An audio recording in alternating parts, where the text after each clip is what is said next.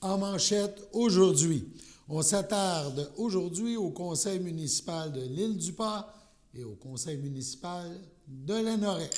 Bonjour à tous et bienvenue à votre bulletin d'information du 14 mai 2026, bulletin diffusé sur les ondes de CTRB, votre télévision locale et régionale.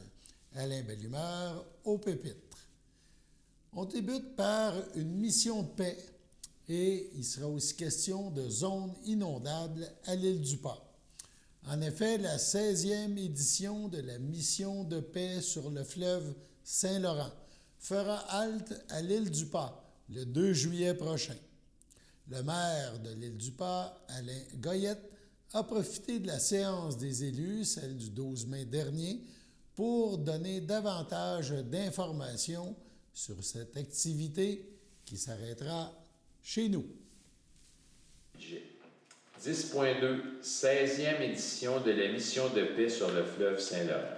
Attendu que la 16e édition de la mission de paix sur le fleuve Saint-Laurent se déroulera du mardi 30 juin au samedi 11 juillet 2026.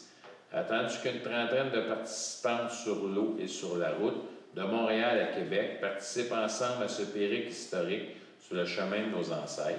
Attendu que la mission de paix est une démonstration de solidarité avec les peuples originaires d'ici et pour leur amour du territoire. Attendu que la mission de paix sur le fleuve fait étape à la visitation de l'Île-du-Pas. Attendu que la correspondance de M.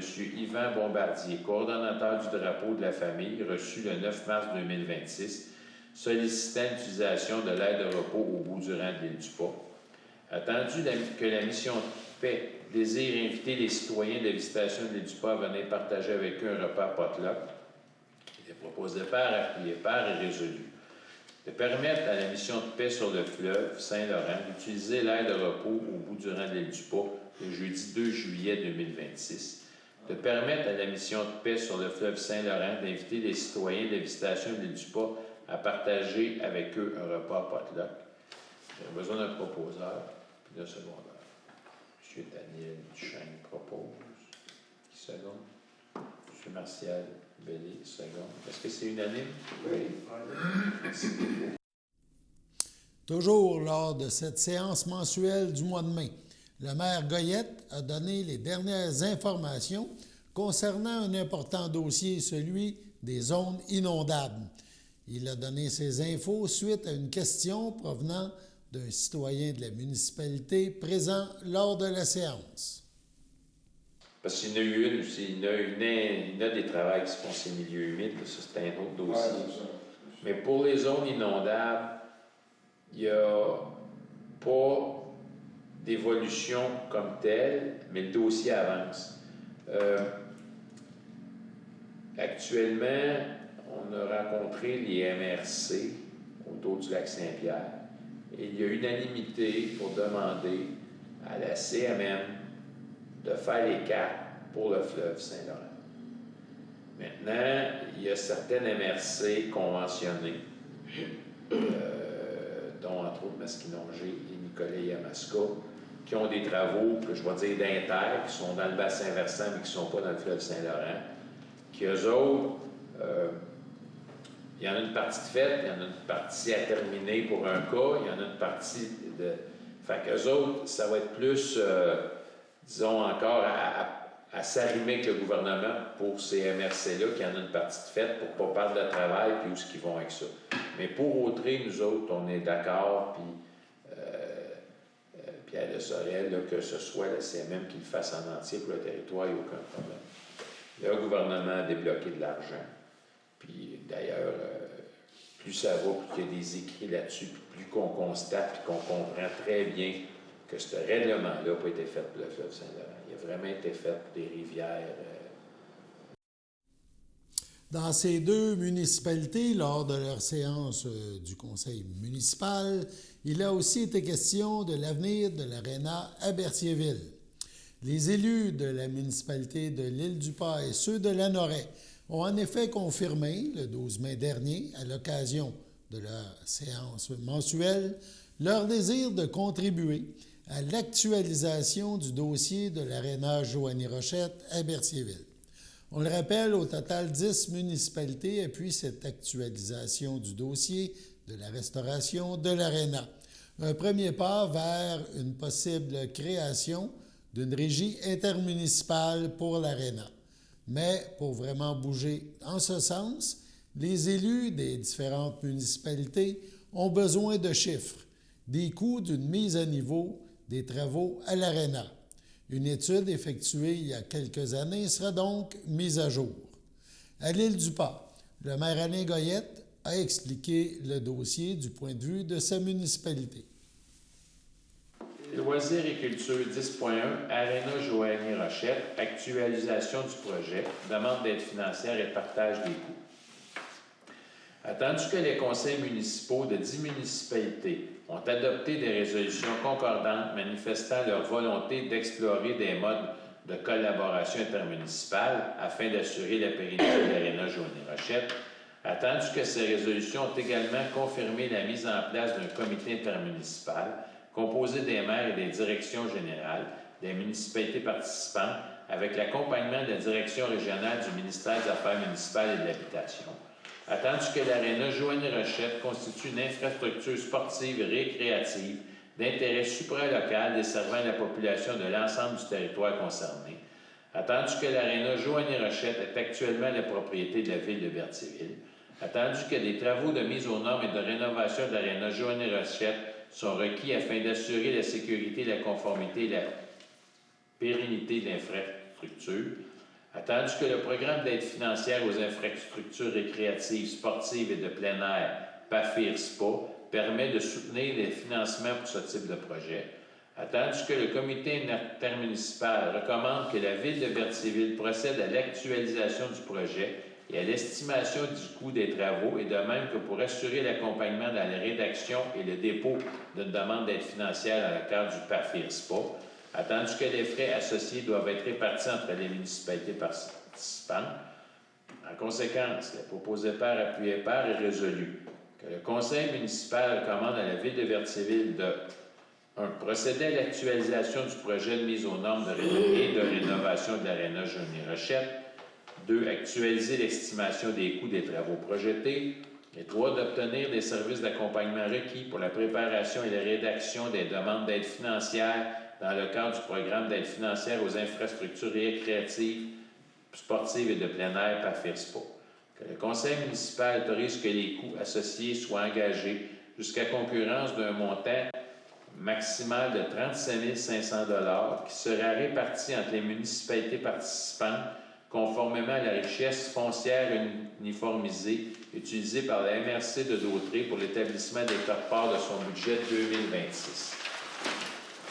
Attendu que le conseil municipal appuie que la ville de Berthierville, dans le dépôt d'une demande d'aide financière dans le cadre du PAFIR-SPA pour la réalisation des travaux de mise aux normes et de rénovation de l'Aréna Joanie Rochette, selon l'option 1 du plan préliminaire déposé par AEDIFICA, excusez-moi, en date du 31 octobre 2024. C'est pour ça qu'il y a une actualisation. Il y a quand même 2 ans qui s'est passé depuis la dernière fois. Que le conseil municipal appuie également la ville de Berthierville dans le dépôt de autres programmes d'aide financière visant à la réalisation du projet. Que la copie de la présente résolution soit transmise à la ville de Berthierville ainsi qu'à la direction régionale du ministère des Affaires municipales et de l'Habitation. Avant de procéder, avais-tu le montant exact que ça donnait?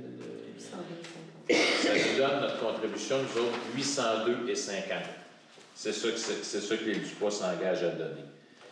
J'aurais besoin d'un proposeur. Mme Marie Scourchain propose. Quelqu'un peut appuyer? François Lemay, seconde. Est-ce que c'est unanime? Oui. Merci beaucoup. On a dit 802,50. Oui.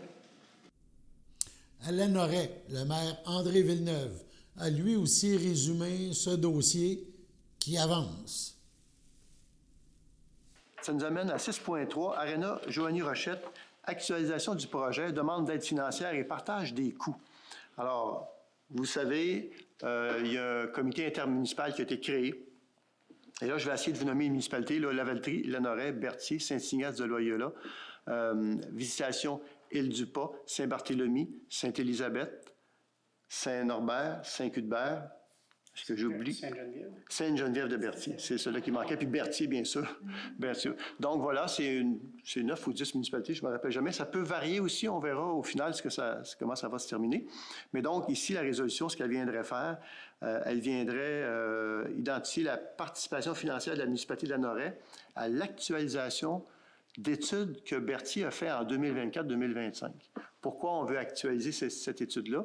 C'est parce que cette étude-là, elle vient d'une certaine façon elle vient baliser l'ensemble de la rénovation dont ils veulent faire de l'aréna à Berthier.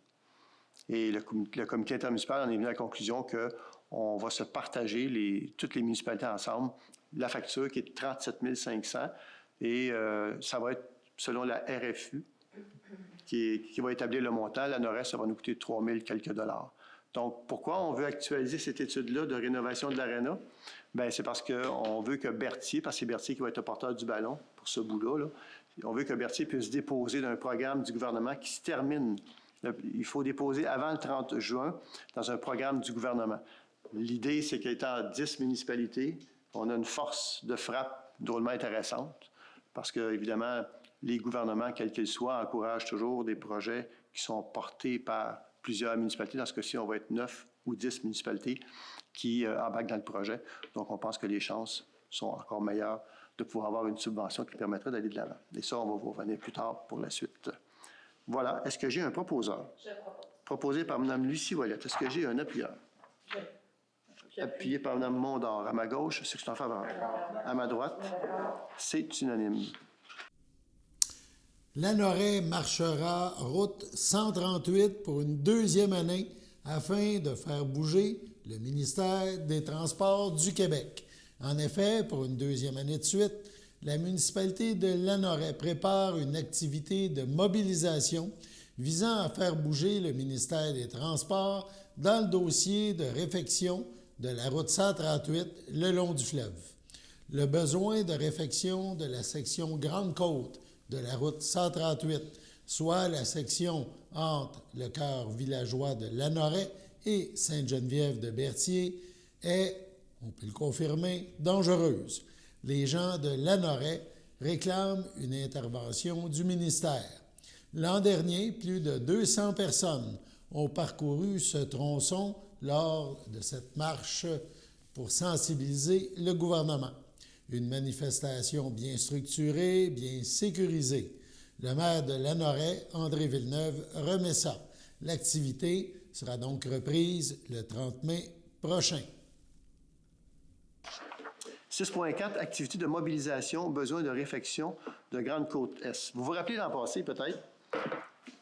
C'était, je ne me souviens plus de la date, ça devait être en septembre, 6 ou 7 septembre. On a fait une marche. Une mobilisation citoyenne. On a fait une marche sur Grande-Côte-Est. En fait, c'est une marche qui n'a pas été très longue parce qu'on ne voulait pas non plus se rendre à Berthier, quoique les gens étaient bien en forme pour continuer, mais on les a arrêtés, là. Et on a fait quelques vagues, tout le monde sur le même côté du chemin, côté fleuve. Après, on est revenu au point de départ. On avait eu à l'époque, l'année passée, on avait eu la participation pratiquement de l'ensemble des maires et mairesses, ceux qui n'étaient pas de la MRC d'Autriche, ceux qui n'étaient pas, c'est parce qu'ils n'ont pas pu y être, mais tout le monde était en accord avec d'appuyer cette démarche-là.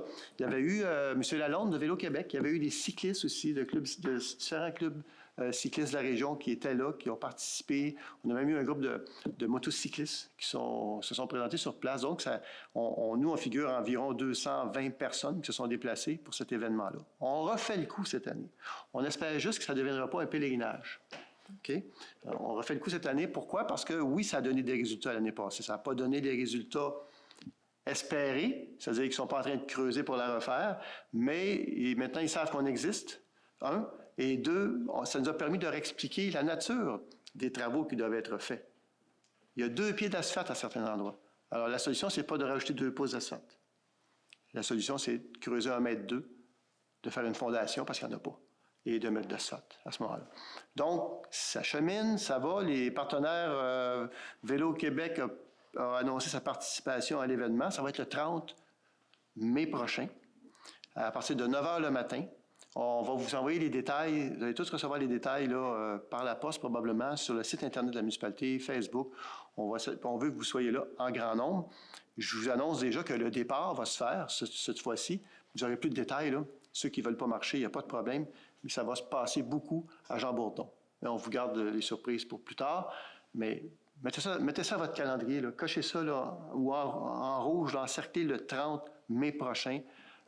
Jean-Bourdon, soyez là à 9h, 9h30. Il faut être là en grand nombre, il ne faut pas montrer qu'on est désintéressé parce qu'on ne l'est pas, là, mais le nombre parle par lui-même. Évidemment, les journaux CTRB, les journaux locaux, régionaux, nationaux vont être sollicités encore une fois comme l'année passée pour que ce soit un message très clair qu'on envoie aux différents gouvernements, aux différents partis politiques, parce que c'est apolitique. Alors, tous les partis politiques du Québec vont être invités. S'ils veulent être là, bien, ça va nous faire plaisir de passer le micro. Et on veut les entendre par rapport à cet enjeu-là. L'élection s'en vient à l'automne, alors on veut être sûr qu'ils ne nous oublient pas dans leur plateforme électorale. Voilà. Est-ce que j'ai un proposeur? Je propose. Proposé par Mme Lynne Clermont. Est-ce que j'ai un appuyeur? Appuyé par Mme Céline Robillard. À ma gauche, ceux qui sont en faveur. D'accord. À ma droite. D'accord.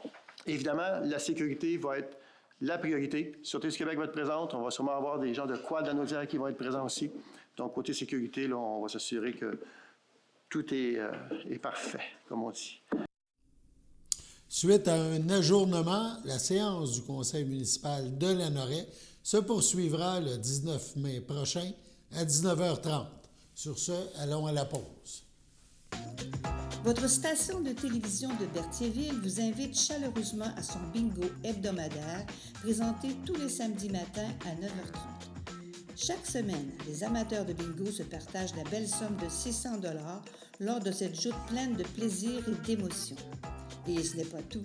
Le premier samedi de chaque mois, la cagnotte est de 2000 $, ce qui vient ajouter encore plus de suspense et de possibilités de gain. Pour vous procurer vos cartes de jeu, rendez-vous chez nos dépositaires participants à Berthierville, le dépanneur Formule 1 et la station-service Arnois sur le boulevard Gilles-Villeneuve, le marché IGA Extra Famille Mondor sur la rue Gabriel-Brissette, le Super C sur la rue Notre-Dame, la pharmacie Proxime sur la rue de Frontenac à Saint-Ignace-de-Loyola, le dépanneur Proxy sur la rue de la Traverse, ainsi que la boucherie Aldo sur le rang Saint-Michel. Ne manquez pas ce rendez-vous hebdomadaire chaque samedi matin sur les ondes de CTRB, votre télévision locale et régionale au poste 701. Toute l'équipe de CTRB vous remercie de votre fidélité et vous souhaite la meilleure des chances.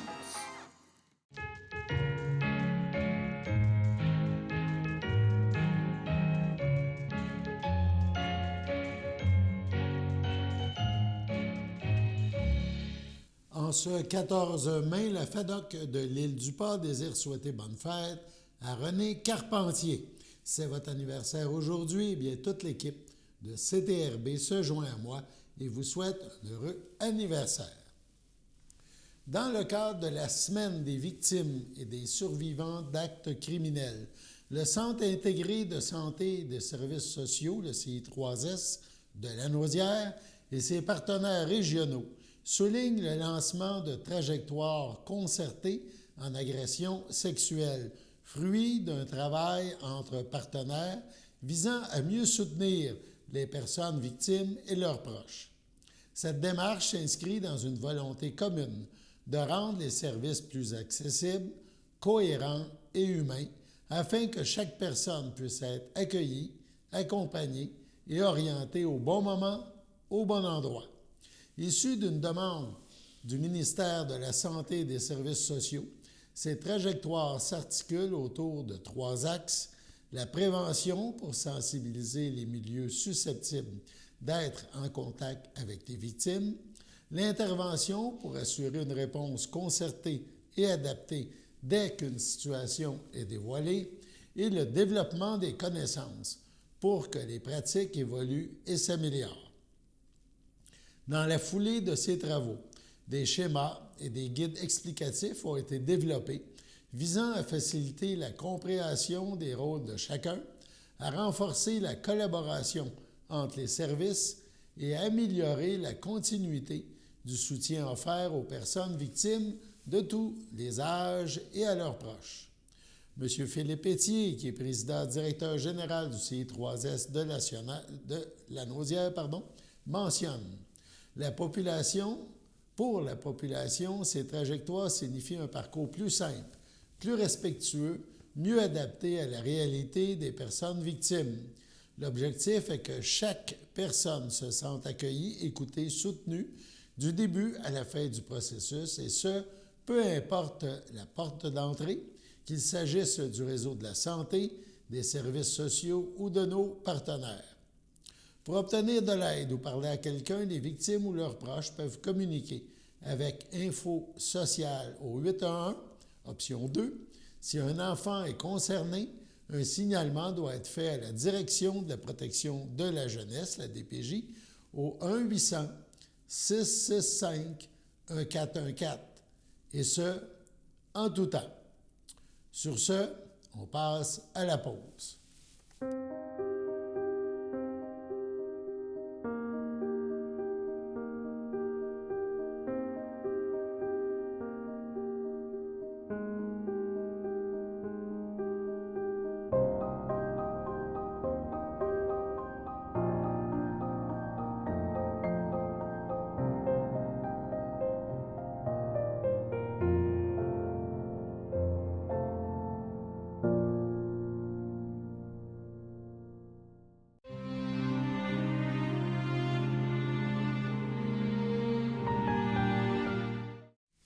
Au pavillon de soins palliatifs de Saint-Charles-Borromée, le 23 avril dernier, à 71 ans, est décédé M. Normand Giguère, époux de Danielle Picotte, demeurant à Saint-Barthélemy. Il laisse dans le deuil, outre son épouse, ses enfants.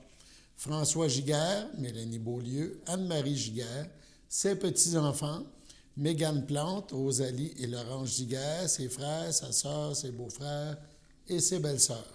Huguette Giguère, feu Robert Rochelot, Serge Giguère, Jocelyne Pontbriand, Claude Giguère, Brigitte Clément, Ghislain Giguère, Joanne Lindsay, Francine Picotte, Daniel Larocque, ainsi que plusieurs neveux, nièces, autres parents et amis.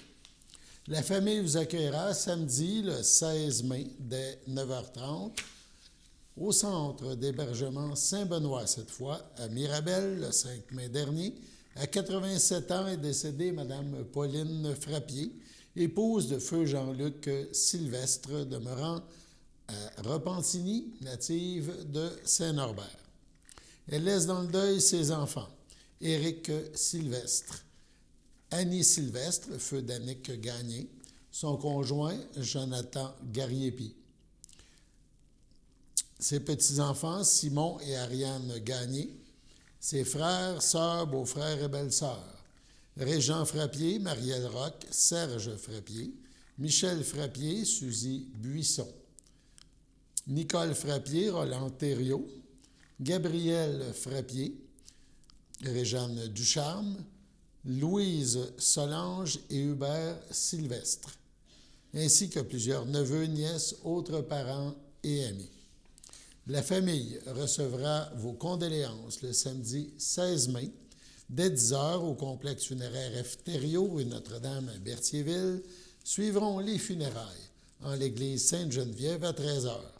Madame Frappier-Sylvestre sera inhumée au cimetière de Berthierville. Céline Marcoux nous a quittés le 22 avril dernier. Elle avait 79 ans. Engagée, elle a œuvré toute sa vie pour la communauté et a été, pour son conjoint, ses filles, ses proches, un modèle de persévérance, de féminisme et d'accueil des autres. Elle laisse dans le deuil son conjoint Bertrand Fortier, ses filles Marie-Odile, Simon-Pierre Bélanger et Iphigénie, Andresse Livov, ses frères, sœurs, beaux-frères et belles-sœurs, Jean-Robert, Suzanne Pichette, Suzanne, Roland Houde, Alain Berthier-Landry, Jean-Guy Turbide, feu Claudette Marcoux, Laurence Parenteau-Marcoux, feu Hubert Marcoux, René Vien, feu Lucienne Fortier, Jean-Louis Fortier, feu France Veilleux, François Fortier, Lise Gauthier, Odette Fortier, Michel Auclair, Marjolaine Fortier, Hervé Gauthier, Dominique Fortier, Gaétan Bibeau, Roselyne Fortier, ainsi que plusieurs neveux, nièces, autres parents et amis. Elle a rejoint ses parents, Marcelin Marcoux et Laurette Fafard, ses sœurs André, feu Gérard Denis et Claudette, ses frères Rénal et Hubert, ses belles-sœurs Lorraine, feu Benoît-Luc Sanson et Lucienne Fortier. Nous célébrerons sa vie le 30 mai prochain à partir de 13h dans un lieu qui a été important dans son parcours, l'espace Jean-Pierre Ferland à Saint-Norbert.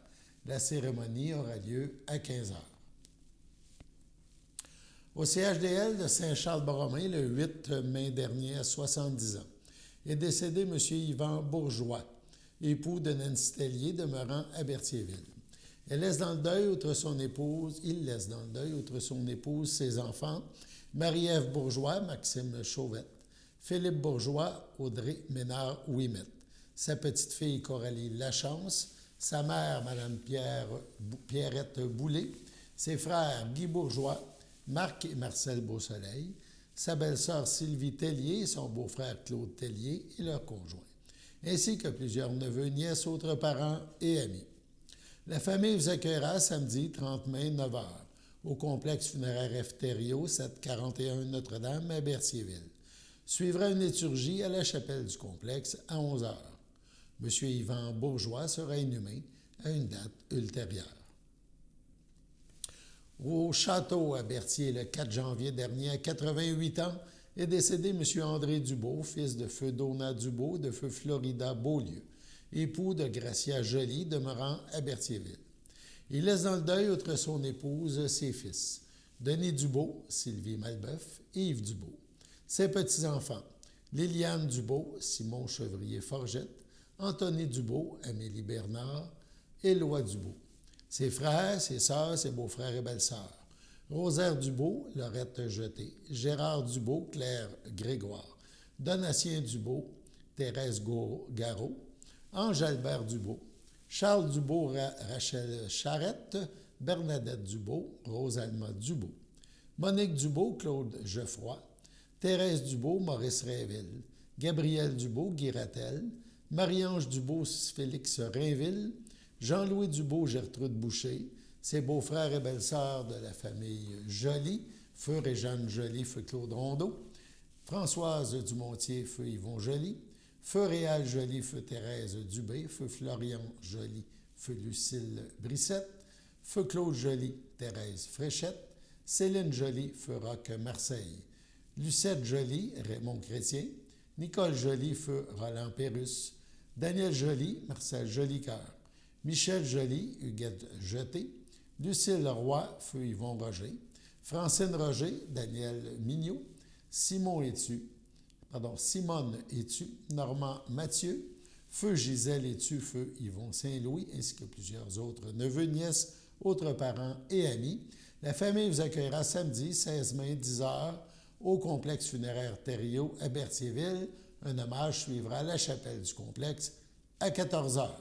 Sur ce, passons à la météo.